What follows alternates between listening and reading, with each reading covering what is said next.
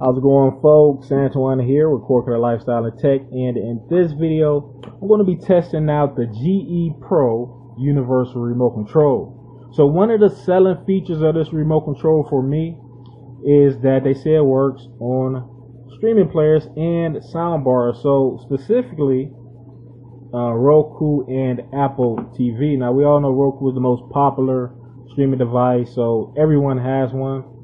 But that was the main selling point, so that's something we're going to be testing out. Also going to be testing some of the main features that people use a lot, such as input selection.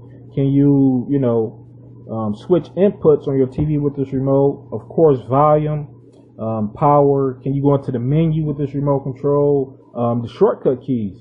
Roku, most streaming players have these shortcut keys where, you got Netflix, Hulu shortcut keys. We're going to also test them out. And I'm also going to, show you guys the programming, let you guys know, how easy was it to program. And battery life, that's a big major one. That's something I'm going to be testing out. So it's going to be like a week long or 2 week long review. But it's going to be short for y'all because it's all going to be there. And also I'm going to be testing out the DVR features. So you watching Netflix, you want to pause programming Netflix or Hulu. We're going to be testing that out too and see how well that works. So let's get into the features of this remote. Then we're going to crack it open and do my initial test. So first of all, this remote was purchased on Amazon for $8.45. Now it has a 4.3 star rating with over 9,500 reviews. So of course, everything has its good reviews. This item wasn't sold that many if it had all bad reviews, but we're gonna get into some bad reviews. People were saying that not good for modern devices, for smart TVs, streaming. Any modern device it says it's not good for. Some people were saying it doesn't work all the time. Some people say it just stopped working, which goes in line with it not working all the time. So let's get into the features of this remote while we go ahead and crack it open. So of course they say it works for streaming devices, Roku, Apple TV, but it also, you can program this remote control to work on up to 4 devices. So if you have a DVD player, you can program it to pretty much anything. And they also have a master volume button, which, was another big selling point because you don't have to keep switching device inputs just to turn the volume up. So if you don't know what a master volume is, like say you're watching a DVD, your remote is in DVD mode. All you have to do is just press the volume. It's going to automatically go back to your set. It's going to control the volume on your set master volume device, right? So what comes in the packaging? We have our remote. We have our instruction manual. And most importantly, we have our device code list. So that's a big plus. I know some remotes I was researching, you had to go online to learn how to program your remote or get the codes. In fact, the TiVo Stream 4K, as I mentioned plenty of times, didn't come with anything about the remote control. Right? So another thing too, it doesn't come with batteries. You're going to need 2 AAA batteries for this remote. And that's a big thing for me, remote battery life. My Roku remote eats up batteries, within 2 months. The Fire Stick remote, it's pretty good on batteries, but yeah, I like the design of this remote. Actually, it actually cups good in the hand because I know a lot of times when I'm holding a remote, I kind of have to slide back to get that, and it's good that they got that lip back there. So if you want to go up there, you have an indicator in the back that lets you know where to stop or how you can hold it, or another way you can hold it. But I'm going to be testing this remote out on, of course, the Roku player. I have a Roku Ultra. I'm going to be testing out on my Amazon Fire Stick. I'm going to be testing out on a TiVo Stream 4K. And I'm also going to be testing it out on the Sling Air TV Mini. And I'm also going to be testing it out on my smart TV. Alright, so let's get into it. Alright folks, so programming the remote control to the TV was extremely simple. Now, I will say this, they have two ways you can program the remote control. You have the auto search and then you have the manual method.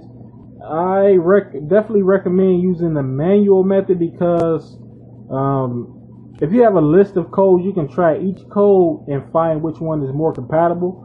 So for example, with my situation, the automatic code didn't allow me to switch through the inputs, but when I went through all of the codes they had on the list, I found the right code that would allow me to switch through my TV inputs, as you see right there. I go scroll through the inputs. I have more functionality with the code that I chose. Now, they do say that, and this is just general information, not every code or the code you find that might work best for you is not going to work all of the features that you want it to. Remember, this is a universal remote. It's meant to work for hundreds of TVs, so it might not work for your device, you know, perfect. But I will say this: find the right code that does do the most, that does do the most, and then stick with that one. All right, so program to the TV, nice and easy. And first streaming device I tested out was a Sling Air TV Mini. It didn't work for it. Sling Air TV Mini is a Bluetooth device. So is the TiVo Stream 4K. It didn't work for the device. It didn't work for the Amazon Fire Stick, but it did work for my Roku Ultra. Now, one thing I have to tell you guys that this remote is infrared only. So it's a line of sight remote. It's not Bluetooth. It's not a Wi-Fi remote. So it's a line of sight remote. And fortunately for Roku lovers, the Roku Ultra supports infrared. So I was able to get it to program to my Roku Ultra. Now, I made a separate video about how to program the remote because there's just so much stuff I wanted to do with this remote. I actually bought a bunch of remotes to compare to each other, but I just decided to split them all into separate videos because there's just so much that I want to test out that I really couldn't consolidate it down into a short length video. So the Roku Ultra feature, so I programmed that to my cable. All right. So the cool thing about this remote as well, and I'm just gonna throw this out there, any button you can use to program to any device. So for example, you can use DVD to program your Roku, or auxiliary to program to your Roku. You can use TV to program to your Roku. You can use TV to program to your soundbar. So it doesn't matter which button you press or which button you program. It's gonna program and work that device. But I just use the appropriate buttons just to simplify things for me. So with the Roku features with the remote, so I'm pretty much able to do, a lot of the things that you want to do with a Roku. I mean, this is great if you lost your Roku remote, or you just want to have two different remotes. Your husband has one, you have one, or your wife has one, you have one. So let's go over the features with the Roku. So first thing is the shortcut buttons don't work, right? That's something I talked about. But you can browse through the menu just like you would with the Roku remote. Also, the home button works. You press the home button, it takes you back to your home. Now, I will say this. Some of the people on the reviews, they said it didn't work for Roku Ultra, but it does. It works for us. So just going through here. So we're going to select on, let's see, let's go to Prime Video. So another thing I wanted to test out is how well it performs when you're watching the video. So And I also tested out the volume. So right now we're in cable mode, but if I press the volume button, it's controlling the TV volume. And I also have a separate video on how you can set up your master volume control. Again, I didn't want to dilute this video with a bunch of information that people might forget. So I made a separate video for the actual programming, the remote features. And this one is just strictly how it works with your streaming devices and your TV. So let's go ahead and select on one of these programs. All right. So see right here. We're gonna watch that, but I'm gonna tilt the camera kind of. Tell you what. Let's go ahead and get it going. So the DVR features actually work. They work for this remote control. I know that was a big deal for me as a consumer, and I know it's probably a big deal for a lot of people out there. This remote costs less than $9, and it's a viable replacement for a Roku remote, for a smart TV, for any TV. You know, we haven't got to the smart TV yet, but we're going to get to that. But you see, I can pause it, I can play it, and then I can go back. So all of the features work for this remote. Again, folks, great design. None of the short keys work. But next, we're going to take a look at the smart TV. All right, folks, so we're here at the smart TV. In this demonstration, I'm using a Vizio smart TV, which is great. It has all the latest apps that you want, but it's very laggy. I would say that's the biggest difference between streaming devices and smart TVs. But programming this remote control to my smart TV was very simple. As I said in the beginning, it comes pre-programmed for Samsung TVs. Now, going back to the bad reviews, people said that it stopped working, this and that. I haven't noticed any, functions where it just at no time did it stop working. In fact, let me go ahead and put the remote right here in display. So the cool thing about this remote is any button. I don't know if I said this before, but any button can be programmed to anything. So auxiliary can be controlled to your TV. So in short, you can program this remote to control two separate TVs. So I see that question a lot online. So for this one, I have it, the main TV button, I have it programmed for my TV in my bedroom. So if you see, I push that and I try to control my Vizio, it's not going to do anything. But I program my Vizio to the auxiliary side. Then I got my Roku on the cable side, but auxiliary controls this smart TV right here. So when it comes to smart TV functions now, keep in mind that every TV is different. This remote isn't going to be fully compatible with every device, but for the most part, I'm able to scroll through content, and most importantly, I'm able to use my input. Let's see, we go. Oh, hitting the wrong button. So we're hitting the input, and I could cycle through my inputs on my TV. You see, it's kind of faded, transparent, but I can cycle through my inputs. I found the right code that best suits my needs. So, as far as DVR features, let's go ahead and select on something. Let's go to Disney Plus. Go to Disney Plus, and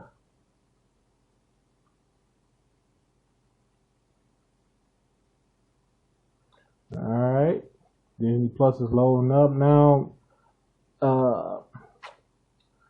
Yeah,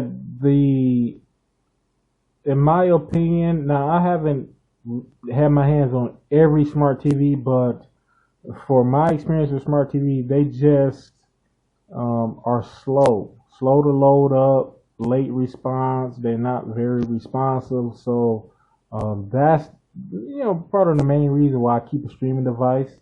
Especially if you got kids, they pushing all types of buttons, going through the content. But My kids do watch Hulu on. I got my smart TV set up for the kids programming and my streaming device set up for the programming I want to watch without parental control. So let's go down here. Let's see if we can find something real quick.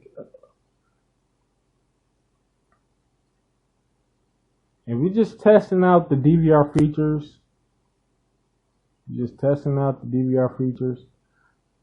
I will say, having an IR remote does have its setbacks. You have to be pointing directly at well, not directly, but in a general direction of the IR sensor. So while we got that going, let's see if we can hit the pause button. So we see our pause features work, our rewind features work. So again, smart TVs are extremely slow.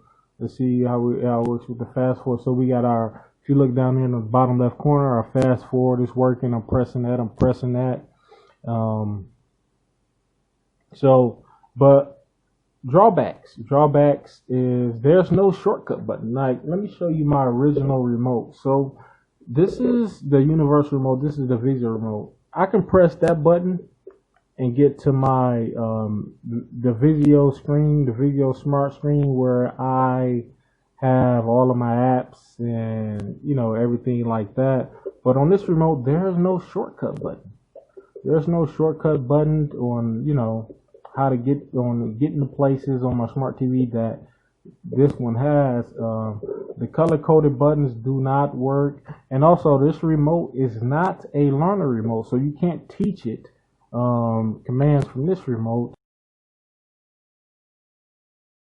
Alright folks, so lastly but definitely not least, how does this remote control fare with your audio device? So I have a Vizio soundbar here. It's not Bluetooth, it's old school, but it was extremely popular when it came out. Great sound quality, but setting up to my soundbar was extremely easy.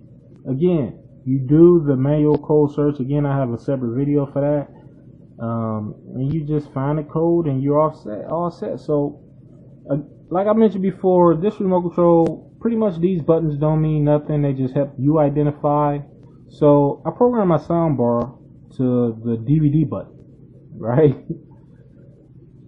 So, I got my one TV here, my Roku, my sound system, and my other TV. So I got two TVs on. You can do 4 TVs on this device. That's this. I never ran into a remote like this, But all right, let's keep going before I go into it. But so my DVD, I'm gonna hit DVD mode, and just go ahead and press the volume button. So if you can see on this remote, it's working. You see, we have the white lights coming up, and they're going down. Pressing volume up. Going down, going up, going down. So very easy to set up. And again, if you want to know about the volume, it's a separate video for that, and how to set up the master volume, which is extremely easy. I have a separate video for that. But folks, in closing, right? So I was going to do a 1-week test. Pretty much I had to scrap that because if we talking about battery life, a remote like this with pretty much no lights, I think the battery is going to last a good amount of time. But if something does happen in the future and it stop working, I will let you guys know, give you guys an update. But so far so good. The bad reviews versus what I see, people said it stopped working. During no time did the remote ever stop working for me. But that could change in the future. We'll see. Not good for modern devices. Again, my devices aren't that modern, but I do have more devices that have more knowledge of those devices than probably a normal person would. As for example, CEC, how you can get IR remote control to control a Bluetooth device just by using CEC. And other things like that. So I do have more knowledge than a regular person, but the bad reviews that I mentioned at the beginning of this video, I haven't seen any of them yet, but again, I will let you guys know. But that is it, folks. If you enjoyed the video, if you learned anything, do me a huge favor. Hit that like, share, and subscribe button, especially if you think somebody else will learn from this. And I will see you guys next time. Peace out.